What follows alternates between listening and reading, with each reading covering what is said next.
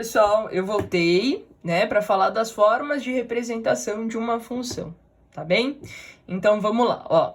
Eu vou falar para vocês quais são as diferentes maneiras que a gente pode representar uma função, tá? Eu vou usar aqui, nessas maneiras todas, eu vou usar um único exemplo, que é esse daqui. Em um restaurante, a tigela de açaí custa R$10. E cada acompanhamento custa R$2, tá? Então vamos supor o seguinte, que vocês vão tomar açaí, tá? E a tigela de açaí custe R$10. E aí cada acompanhamento que você escolha, sei lá, granola, leite em pó, leite condensado, frutas, cada acompanhamento que você escolha custe R$2 a mais na sua compra, tá bom? Pessoal, isso daqui é uma função, né? A gente tem uma relação aí entre duas grandezas. Quais são as grandezas que a gente tem?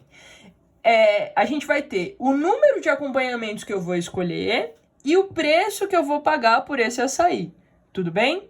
Então é o seguinte, a primeira maneira que a gente tem de representar uma função é pelo diagrama de Venn, tá? Essa forma aqui eu expliquei no nosso vídeo anterior, na nossa aula anterior, que é uma relação entre dois conjuntos. Então, aqui eu tenho o conjunto A, tá? E aqui eu tenho o conjunto B. Então, o que eu vou colocar aqui nesse conjunto A? Eu vou colocar a quantidade de acompanhamentos para o meu açaí. Quantidade de acompanhamentos.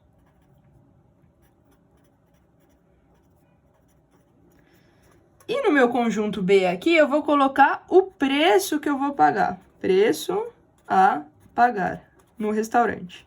Tudo bem? Na lanchonete, enfim. Então, vamos supor o seguinte, pessoal. Vamos supor que eu escolha aí, que eu peça 0 acompanhamentos, tá? Mas eu peça um açaí. Então, eu quero só a tigela de açaí. Legal. Se eu escolher 0 acompanhamentos, se eu escolher só a tigela de açaí, eu vou pagar R$10. Tudo bem? Se eu escolher um acompanhamento, então eu quero, sei lá, o açaí e a granola. Quanto que eu vou pagar? Eu vou pagar R$10 mais 2, né? Então eu vou pagar R$12. Se eu escolher 2 acompanhamentos, eu quero o açaí, que é a tigela, mais 2 acompanhamentos. Então eu quero fruta e leite em pó, tá? Então eu vou pagar R$10 mais 2 mais 2, né? Então eu vou pagar R$14. Se eu escolher 3 acompanhamentos, bom, eu vou pagar R$16. E assim sucessivamente. Tudo bem? Então, aqui a gente tem uma função, né? Eu tenho 2 conjuntos, que é o conjunto A e o conjunto B. O conjunto A é da quantidade de acompanhamentos. E o conjunto B é o conjunto do preço a pagar, tá? Então, o que acontece, pessoal? A quantidade de acompanhamentos vai ser aqui a minha variável independente. Eu posso escolher quantos acompanhamentos eu quiser. Se eu quiser colocar aí 1 milhão de acompanhamentos, eu posso. Não, brincadeira. Mas assim, é a minha variável independente. Eu vou escolher quantos acompanhamentos eu quiser. E o preço a pagar é a minha variável dependente. O preço que eu vou pagar pelo açaí depende de quantos acompanhamentos eu escolher. Tá bem? Então, o que acontece, pessoal? Eu vou chamar essa quantidade de acompanhamentos aqui de X. E esse preço a pagar eu vou chamar de Y, tá? Então, assim, na maioria das vezes, a gente vai chamar a variável independente de X e a variável dependente de Y. Tudo bem? Beleza? Então, aqui independente, aqui dependente. E como a gente tem uma relação entre 2 conjuntos, vocês vão ver que vai ser muito comum eu falar para vocês assim, ó, esse conjunto A aqui é o conjunto de partida, tá? Então, eu vou partir daqui para calcular o preço. E esse preço aqui, ó, esse conjunto B é o conjunto de chegada, tá? Então, esse preço depende de quantos acompanhamentos eu escolher. Então, conjunto de partida e conjunto de chegada. Nas próximas aulas, a gente vai ver que esse conjunto de partida recebe o nome de domínio da função. E esse conjunto de chegada recebe o nome de contradomínio da função. Mas isso deixa mais pra frente a gente vai estudar isso com maior profundidade, tá? Mas só para vocês já irem entendendo aí a nomenclatura que a gente vai usar. Então, esse conjunto aqui é o conjunto de partida e esse daqui é o conjunto de chegada. variável independente, variável dependente, beleza? Então essa daqui é a primeira forma que a gente tem de representar uma função, tá? Que é usando o diagrama de Venn. A segunda forma de representar uma função é fazendo uma tabela de valores, tá? Vocês vão ver que essa tabela aqui ela é muito parecida com o que a gente fez lá, tá? Então, assim, muda pouca coisa. Mas, normalmente, a gente vai usar o diagrama no lugar da tabela, tá? Então, o diagrama ele tem algumas vantagens frente à tabela, mas eles são muito parecidos, vocês vão ver. Então, o que é uma tabela de valores? É uma tabela, tá? Então, aqui eu vou colocar o X, que é a quantidade de acompanhamentos, e aqui eu vou colocar o Y, que é o preço a pagar. Então, se eu escolher 0 acompanhamentos, eu vou pagar R$10. Se eu escolher 1 acompanhamento, eu vou pagar R$12.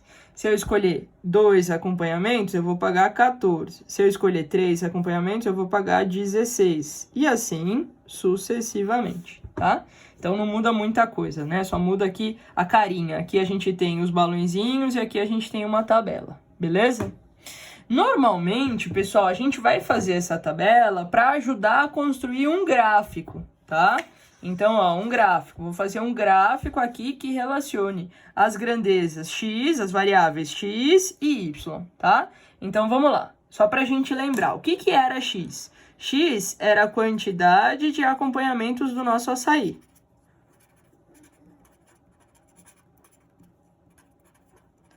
E o que é y? Y é o preço que eu vou pagar, preço a pagar. Eu vou colocar aqui reais, tá? Só para a gente saber que é o preço em reais. Então, vamos lá, pessoal. Olhando para a nossa tabela. Se eu comprar 0 acompanhamento, se eu comprar só o açaí na tigela, eu vou pagar R$10. Então, quando o x vale 0, o y vale 10. Então, sei lá, vou colocar o 10 aqui, tá? Então, quando o x vale 0, o y vale 10. Então, um pontinho aqui. Quando eu escolher um acompanhamento, eu vou pagar R$12. Então, quando eu escolher aqui um acompanhamento, eu vou pagar R$12. Vou fazer aqui uma linha pontilhada, tá? Eu tô fazendo essa escala meio de cabeça, pessoal, só para mostrar para vocês a ideia, tá? Se eu comprar 2 acompanhamentos, eu vou pagar R$14. Então, vou fazer aqui um pontilhado, 2 acompanhamentos, R$14. E assim sucessivamente, tá? Tudo bem? 3 acompanhamentos, R$16 e assim sucessivamente. Então, a gente pode fazer aí um gráfico, tá? Colocar esses valores aqui, esses pares ordenados, você já viu esse nome antes, né? Lá no seu 7º ano, eu posso colocar esses pares ordenados aqui no gráfico, tá? Se você não se lembra disso, não se preocupe, nós vamos rever tudo isso. Nesse caso, pessoal, se a gente ligasse os pontos, nesse caso a gente teria uma reta aqui, tá? Nesse exemplo específico do açaí, eu não posso ligar os pontos. Isso é só um detalhe mesmo, meio de formalismo. Por que eu não posso ligar os pontos? Porque eu não posso escolher um acompanhamento e meio, né? 1,5 acompanhamentos, 1,6 acompanhamentos. Então, a gente fala que essa variável aqui, ela não é uma variável contínua, né? Para que eu possa ligar. Eu não vou poder chegar lá na tia do restaurante, da cantina, e falar assim, ó, eu quero um açaí com 3,7 acompanhamentos, tá? Então, eu não tenho valores quebrados aqui. Como eu não tenho valores quebrados e só valores inteiros, eu não posso unir esses pontos, tá? Com uma reta. Embora, assim, em muitos gráficos a gente veja em jornal, assim, eles ligarem para a variável discreta, que é essa variável que não assume valores quebradinhos, digamos assim. Mas o certo é a gente não ligar, tá? Nesse caso. Agora, se o meu exemplo fosse, por exemplo, o preço que eu vou pagar no posto de gasolina pela quantidade em litros de etanol que eu vou colocar no carro. Aí eu poderia ligar, porque aí eu posso comprar 1,5 litro, 2,5 litros, 40,7 litros, enfim. Aí a gente tem uma variável contínua, tá? Aqui nesse caso eu tenho uma variável discreta, então eu não posso ligar os pontos, porque eu não posso comprar 1,7 acompanhamentos para o meu açaí, tá? Mas isso é só um detalhe e eu não vou entrar nesse formalismo agora para vocês, tá bom? Então, essa é a terceira maneira que a gente tem de representar uma função, que é fazer o seu gráfico, tá? E por fim, pessoal, a gente pode também fazer a lei da função, tá? O que é a lei da função? É uma fórmula matemática. É uma fórmula matemática que relacione aí o x e o y, tá? Aqui, pessoal, cabe lembrar que nem toda função vai admitir uma lei, tá? Tem funções aí que não tem uma lei específica, não tem problema. Quando eu pedir para vocês me dizerem qual é a lei da função, eu estou falando de funções que aceitam, que admitem uma lei, tá? Que é o caso do nosso exemplo do açaí. Então, se a gente pensar aqui numa relação entre x e y, eu posso falar o seguinte, ó. Eu posso falar que o preço que eu vou pagar pelo meu açaí, tá? Eu vou até fazer de cor diferente. Que o preço que eu vou pagar pelo meu açaí, que é o y, né? Que eu chamei de y lá em cima, ele vai ser R$10, ok? Mais 2 vezes x, onde x é o número de acompanhamentos, tá? Então, esse y é o preço que eu vou pagar e esse x é a quantidade de acompanhamentos. Então, vamos pensar assim, ó. Se eu comprar 0 acompanhamentos, se eu comprar só o açaí, sem nada mais, eu vou pagar R$10 mais 2 vezes 0, tá? Então, eu vou pagar só R$10. Se eu comprar um acompanhamento, eu vou pagar R$10 mais 2 vezes 1, que é R$12 ao todo. Se eu comprar 2 acompanhamentos, eu vou pagar R$10 mais 2 vezes 2, tá? Então, eu vou pagar ao todo R$14, e assim sucessivamente. Então, y é a minha variável dependente, ou seja, o preço que eu vou pagar pelo açaí, tá? E x é a minha variável independente, ou seja, a quantidade de acompanhamentos que eu vou escolher. Como cada acompanhamento custa R$2, vai ser R$10, que é o valor fixo, né, da tigela, mais R$2 vezes o número de acompanhamentos. Beleza? Tudo bem? Então, essa daqui é a lei da função, tá? A lei matemática que associa aí o x e o y, tá? Normalmente, pessoal, vocês têm mais dúvida nessa forma de representação aqui, tá? Então, assim, como que eu vou achar essa lei da função? Praticando, fazendo exercícios, tá? Então, só para ficar mais clara essa questão da lei da função, eu vou voltar lá para os 2 exemplos que eu tinha dado para vocês lá no outro vídeo, para a gente escrever a lei da função em cada caso, tá? Então, por exemplo, aqui, no exemplo 1, aquele exemplo que eu tinha dado para vocês antes da garrafinha de água, né? Cada garrafinha custa R$3. Então, se eu chamar de y, né, o preço que eu vou pagar para a tia da cantina, esse preço vai ser R$3 vezes a quantidade de garrafinhas que eu escolher. Então, vai ser y igual a 3 vezes x, tá? Como cada garrafinha custa R$3, então o y é 3 vezes x, tudo bem? E no segundo exemplo, que é um pouquinho mais difícil, da questão das bactérias, tá, pessoal? Eu posso falar o seguinte, ó. Como eu estou duplicando a cada hora, eu posso escrever assim, ó. Que y, que é o número de bactérias, tá? Nessa cultura, nesse experimento, vai ser 2 elevado a x, tá? 2 elevado a x bactérias ao todo. Então, o que isso significa? Quando eu tenho 0 horas, eu tenho 2 elevado a 0 bactérias. Então, eu tenho uma bactéria, né?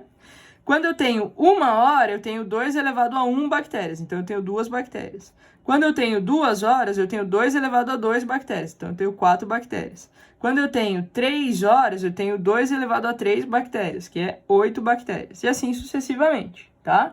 Então, esse exemplo aqui é um pouquinho mais difícil e é o que a gente vai chamar mais pra frente, tá, pessoal? Eu só tô dando spoiler aí das próximas aulas. A gente vai chamar isso daqui de função exponencial, tá? É uma função que cresce muito rápido. Aliás, vocês devem estar vendo aí na mídia, muitas pessoas falando sobre a expansão do coronavírus e se é uma expansão exponencial, né? É uma expansão que cresce muito rápido. A curva, ela fica muito, ela tem uma subida muito agressiva, tá? Então, é uma expansão desse tipo, 2 elevado a alguma coisa, 3 elevado a alguma coisa. Isso daqui é uma função exponencial. Beleza? Só uma curiosidade para vocês, tá bom? Pessoal, espero ter ajudado. Calma, essa é a nossa primeira aula, tá? Eu vou falar muitas vezes ainda sobre função para vocês, tá legal? Até a próxima, pessoal. Um beijo.